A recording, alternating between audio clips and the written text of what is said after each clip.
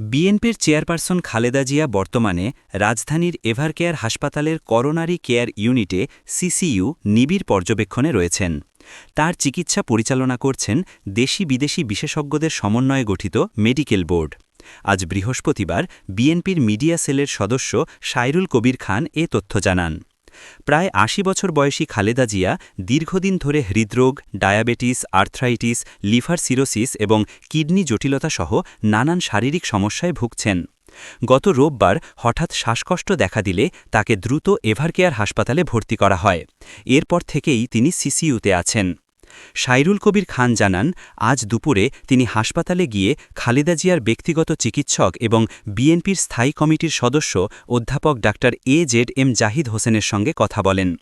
Doctor Zahid Hossain জানান, medical বোর্ডের তত্ত্বাবধানে নিবিড় পর্যবেক্ষণেই খালেদা জিয়ার চিকিৎসা চলছে। দলের পক্ষ থেকে দেশবাসীর কাছে তার সুস্থতার জন্য দোয়া চাওয়া হয়েছে। গত ২৩ নভেম্বর রাত ৮টায় তাকে হাসপাতালে ভর্তি করা হয়।